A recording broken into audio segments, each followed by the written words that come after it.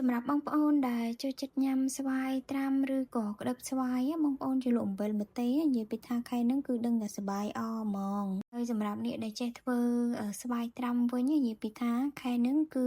អេមមែនតេនដោយសារតែក្តឹបស្វាយខែហ្នឹងគឺសម្បូរហើយតម្លៃធូរថ្លៃ1គីឡូតែ1000ឬ1500 2000អីអស់ថ្លៃហ៎បងប្អូនហើយបើសិនជាចង់ញ៉ាំស្វាយត្រាំដែលមានរសជាតិស្រួយឆ្ងាញ់ញ៉ាំទៅមានជាតិហើយអនាម័យយើងធ្វើញ៉ាំខ្លួនឯងទៅបងប្អូនហើយយើងទិញអស់តែ2-3000យកមកធ្វើញ៉ាំបានឡើងមកគ្រួសារធំនិយាយថាញ៉ាំឡើងឆ្អែតហ្មងហើយសម្រាប់របៀបធ្វើស្វាយត្រាំគឺអត់មានអីពិបាកទេបងប្អូនអាចមើលតាមវីដេអូដែលនាងខ្ញុំបង្ហាញជូននេះបានគឺងាយងាយស្រួលហើយធ្វើទៅគឺដឹងតែកើតហ្មងបងប្អូនដឹងតែបានស្វាយញ៉ាំឡើងស្រួយឆ្ងាញ់មែនទែនសម្រាប់ក្បួនធ្វើដែលនេះខ្ញុំបង្ហាញជូនបងប្អូននេះគឺបងប្អូនអាចយកទៅធ្វើលក់ក៏បានហើយធ្វើទុកញ៉ាំនៅក្នុងគ្រួសាររបស់យើងក៏បានណាបងប្អូនចាចំពោះរបៀបធ្វើគឺដំបូងគឺនេះខ្ញុំមានក្តឹបស្វាយចំនួន2គីឡូសម្រាប់ការធ្វើស្វាយត្រាំហ្នឹងបងប្អូនត្រូវរើសយកស្វាយខ្ចីឬក៏ក្តឹបស្វាយបងប្អូនសម្រាប់ស្វាយដែលនេះខ្ញុំទិញមកថ្ងៃនេះគឺវារាងធំបន្តិចមែនប៉ុន្តែវានៅតែខ្ចីអញ្ចឹងយើងធ្វើទៅគឺនៅតែឆ្ងាញ់ណាប៉ុន្តែបើសិនជាបងប្អូនចង់ធ្វើស្វាយរាងស្ទើចាស់ស្ទើខ្ចីអានឹងក៏បានដូចគ្នាប៉ុន្តែវាមិនសូវឆ្ងាញ់អញ្ចឹងណាវាអត់សូវស្រួយអត់សូវអីទេអញ្ចឹងបើយល់ល្អបងប្អូនធ្វើជាប្រភេទក្តឹបស្វាយបានល្អជាងណាបងប្អូនចំពោះក្តឹបស្វាយមុននឹងយើងយកទៅត្រាំបានគឺយើងត្រូវចិតសបកចិតអីវាបានស្អាតជាមុនសិនបន្ទាប់មកយើងពុះបំបែកជា2ទៅហើយនឹងឆ្កឹះគ្រាប់វាចេញឲ្យបានស្អាតណាបងប្អូនចាមើលតែស្វាយយើងពុះបំបែកជា2ហើយនឹងឆ្កឹះគ្រាប់ឆ្កឹះអីរួចរាល់អស់ហើយគឺយើងស្រង់វាចេញមកណាបងប្អូនហើយលាង2-3ទឹកទៀតទៅដើម្បីឲ្យវាជ្រះជឿបានល្អ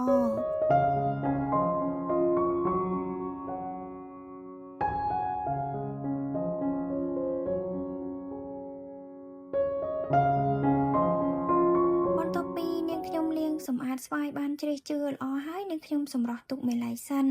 បន្ទាប់មកគឺនាងខ្ញុំចាប់ផ្ដើមដាក់ដាំទឹកក្តៅដើម្បីយកទៅស្រុះជាមួយនឹងស្វាយបងប្អូនបន្ទាប់ពីនាងខ្ញុំបានដាំទឹកបានពុះល្អហើយគឺខ្ញុំយកមកចាក់ស្រុះជាមួយនឹងស្វាយហ្នឹងបងប្អូនចានៅក្នុងការស្រុះស្វាយជាមួយនឹងទឹកក្តៅបែបនេះគឺដើម្បីកាត់បន្ថយជាតិជូររបស់ស្វាយយើងមួយចំណែកដែរហើយចំពោះការស្រុះស្វាយជាមួយនឹងទឹកក្តៅហ្នឹងគឺយើងកុំស្រុះវាយូរពេកណាបងប្អូនបើមិនអញ្ចឹងទេគឺវានឹងរលួយអស់រយៈពេលដែលនាងខ្ញុំស្រុះទឹកក្តៅជាមួយនឹងស្វាយហ្នឹងគឺ5នាទីទៅ10នាទីណាបងប្អូនដោយសារតែ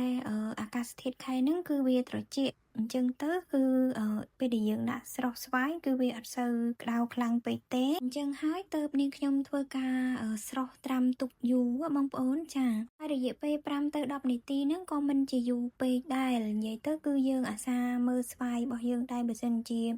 វាឡើងសម្បកពណ៌រាងស្លេកអញ្ចឹងហើយគឺបងប្អូនអាចជាត់ទឹកក្តៅនឹងចេញបានណាបងប្អូនហើយបន្ទាប់ពី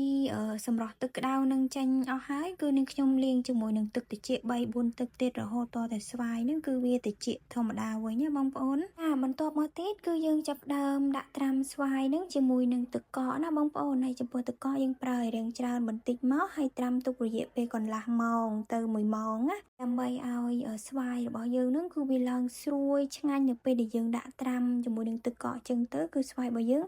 ធ្វើទៅគឺល្អមែនទែនក្រោយពេលដែលនាងខ្ញុំត្រាំទឹកកកជាមួយនឹងស្វាយរួចហើយគឺនាងខ្ញុំងាកមកធ្វើទឹកស្ករវិញម្ដងសម្រាប់ការធ្វើទឹកស្ករចំពោះស្វាយ2គីឡូហ្នឹងគឺនាងខ្ញុំប្រើទឹកចំនួន1លីត្រកន្លះហើយបើសិនជាបងប្អូនធ្វើលើសពី2គីឡូបងប្អូនគុណគ្រឿងគុណទឹកគុណស្ករអីតាមនឹងទៅណាចាក្រោយពីទឹកពុះគឺនាងខ្ញុំដាក់ជាមួយនឹងអំបិល1ស្លាបព្រាកំពុងសម្រាប់អំបិលបងប្អូនចង់ដាក់អំបិលក្រួសក៏បានឬមួយក៏អំបិលម៉ត់ក៏បានក្រោយពីដាក់អំបិលរួចហើយគឺនាងខ្ញុំដាក់ជាមួយនឹងស្ករសចំនួនកន្លះគីឡូសម្រាប់បរិមាណស្ករហើយនិងអំបិលដែលនាងខ្ញុំប្រើនឹងគឺរសជាតិស្វាយយើងជូរអែមមកល្មមឆ្ងាញ់អាចញ៉ាំជាមួយនឹងបុកអំបិលម្ទេសបានណាមិនជាផ្អែមខ្លាំងហើយក៏ប្រៃខ្លាំងអីទេមកល្មមជូរអែមញ៉ាំទៅគឺមកឆ្ងាញ់ណាបងប្អូនអញ្ចឹងហើយបើសិនជាបងប្អូនធ្វើស្វាយចំនួន2គីឡូបងប្អូនដាក់អំបិល1ស្លាបព្រាបាយហើយនិងស្ករកន្លះគីឡូទឹក1លីត្រកន្លះ បរិមាណដែលនេះខ្ញុំបង្ហាញជូនបងប្អូនហ្នឹងគឺលម្អិតអត់មានថែមឬក៏លើសខ្វះអីទេណាបងប្អូនបន្ទាប់ពីដាក់អំបិលហើយនិងស្ករចូលហើយគឺយើងកូរឲ្យស្ករនិងអំបិលហ្នឹងរលាយក្លាយជាល្បាយតែមួយជាមួយនឹងទឹកបន្ទាប់មកយើងដាក់ដាំទុកឲ្យពុះម្ដងទៀតបន្ទាប់ពីទឹកស្ករពុះគឺនេះខ្ញុំបិទហ្គាសហើយលើកទុកម្ល៉េះសិនដោយចំហមាត់ឆ្នាំងណាបងប្អូនដើម្បីឲ្យវាឆាប់ត្រជាក់ហើយបើសិនជាបងប្អូនចង់ឲ្យទឹកស្ករយើងចុះត្រជាក់បានលឿនគឺបងប្អូនបើកកង្ហារបន្ថែមទៅណាដើម្បីឲ្យវាត្រជាក់បានឆាប់ដល់ពេលរងចាំទឹកស្ករត្រជាក់ហ្នឹងគឺនាងខ្ញុំងាកមកមើលស្វាយដែលនាងខ្ញុំបានត្រាំជាមួយនឹងទឹកកកបងប្អូនហើយឃើញថាវាត្រជាក់ឡើងរឹងល្អហើយនឹងស្រួយបងប្អូនចាហើយក៏នាងខ្ញុំចាប់ផ្ដើមមកស្រង់វាសម្រាប់ទុកម្ល៉េះសិន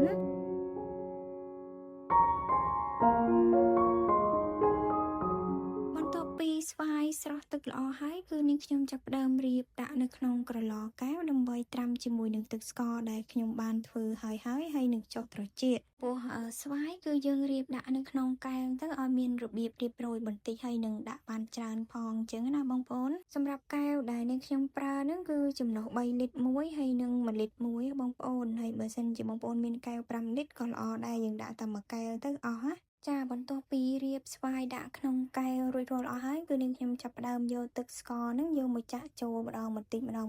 នៅក្នុងកែវនីមួយសម្រាប់ទឹកស្ករមុននឹងយើងយកមកត្រាំជាមួយនឹងស្វាយបងប្អូនត្រូវទុកឲ្យត្រជាក់សិនណាចាំយើងយកមកចាក់ចូលបើសិនជានៅក្ដៅអ៊ុនៗគឺចាក់ទៅវានឹងរលួយស្វាយអត់កើតស្វាយត្រាំទេបងប្អូនហើយវាអត់បានស្វាយដែលស្រួយឆ្ងាញ់អញ្ចឹងណាបងប្អូនសម្រាប់ទឹកស្ករដែលយើងយកមកត្រាំជាមួយនឹងស្វាយនេះធ្វើម៉េចយើងចាក់ឲ្យលិចស្វាយនឹងបងប្អូនឬមួយក៏នៅរឹមនឹងគ្នាបានធ្វើឲ្យស្វាយត្រាំរបស់យើងនឹងគឺមានរសជាតិជូរអែមស្រួយឆ្ងាញ់អញ្ចឹងណាញ៉ាំជាមួយនឹងអំបិលម្ទេសគឺអេមមែនទែនហើយសម្រាប់ស្វាយត្រាំរបស់នាងខ្ញុំដែលបង្ហាញជូនបងប្អូននៅក្នុងវីដេអូហ្នឹងគឺនាងខ្ញុំទុកតែមួយយប់ទេគឺអាចញ៉ាំបានដែរបងប្អូនហើយបើសិនជាបងប្អូនមានទូទឹកកកឬមួយក៏ធុងទឹកកកខ្លះសេគឺយើងដាក់ខ្លះសេជាមួយនឹងទឹកកកឬក៏ទូទឹកកកទៅគឺស្រួយឆ្ងាញ់មែនទែនចាសម្រាប់វីដេអូរបស់នាងខ្ញុំថ្ងៃនេះគឺសូមបញ្ចប់តែត្រឹមហ្នឹងណាបងប្អូនហើយក៏សូមអរគុណដល់បងប្អូនទាំងអស់គ្នាដែលបានតាមដានវីដេអូមួយនេះពីដើមរហូតដល់ចប់ចាសូមអរគុណនិងសូមជម្រាបលាហើយសូមជួបគ្នានៅវីដេអូក្រោយៗទៀតបាយបាយ